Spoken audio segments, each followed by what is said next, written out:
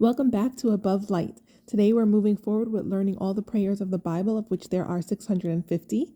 So today we're going to be learning the prayer, the language of a cry, which is in Genesis 16. Genesis 16 covers Hagar and Ishmael. Hagar is the Egyptian woman whose name and story we would have never heard of if Providence had not brought her into the family of Abram. We don't know for certain, but it's assumed that Hagar was a maidservant that the king of Egypt had given as a gift to Abram. In chapter 16, we cover Hagar's marriage to Abram, her master, Hagar's misbehavior towards Sarai, her mistress, Hagar's discourse with an angel that met her in her flight, and Hagar's delivery of her son Ishmael. Hagar was Abram's second wife, his secondary wife. Of course, today with the coming of Christ, we have one institution regarding marriage where it's just between a man and a woman only. So although this was so then, it's not so today.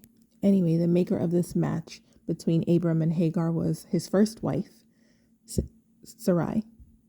She selected the second wife, Hagar. Okay, let's now read Genesis chapter 16 in the New International Version. So now Sarai, Abram's wife, had borne him no children, but she had an Egyptian slave named Hagar. So she said to Abram, "The Lord has kept me from having children. Go sleep with my slave. Perhaps I can build a family through her." Abram agreed to what Sarai said. So after Abram had been living in Canaan 10 years, Sarai, his wife, took her Egyptian slave Hagar and gave her to her husband to be his wife. He slept with Hagar and she conceived.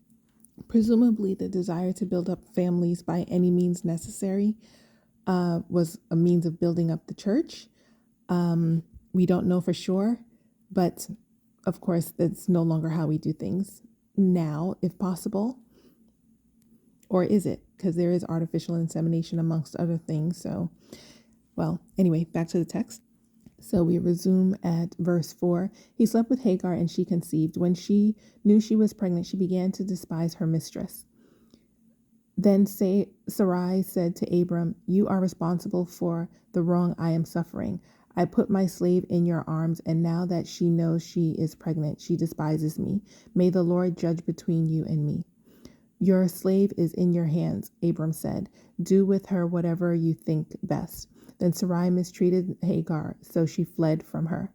The angel of the Lord found Hagar near a spring in the desert. It was the spring that is beside the road of Shur. And he said, "Hagar, slave of Sarai, where have you come from and where are you going?" "I'm running away from my mistress," Sarai said. She answered. Then the angel of the Lord told her, "Go back to your mistress and submit to her." The angel added, "I will increase your descendants so much that they will be too numerous to count." The angel of the Lord also said to her, "You are now pregnant and you will give birth to a son. You shall name him Ishmael, for the Lord had heard of your misery. He will be a wild donkey of a man. His hand will be against everyone and everyone's hand against him, and he will live in hostility toward all his brothers." She gave this name to the Lord who spoke to her, "You are the God who sees me." For she said, "I have now seen the one who sees me." That is why the well was called Beer Lahairoi. It is still there between Kadesh and Bered. So Hagar bore Abram a son, and Abram gave the name Ishmael to the son she had born.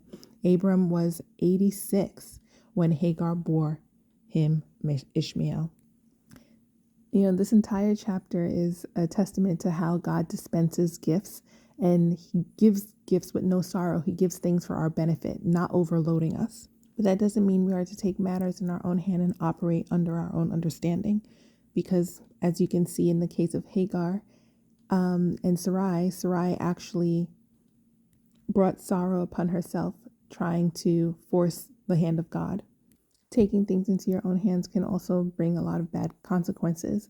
and mischief, as you see in the case of Abram's and Hagar's marriage. Acting of her own accord and Abram following in line with Sarai's request, it brought trouble right to their door. It's implied that Hagar did exactly as the angel commanded her to, and then she had her son after returning to Sarai and submitting to her. So the key message here is also obedience.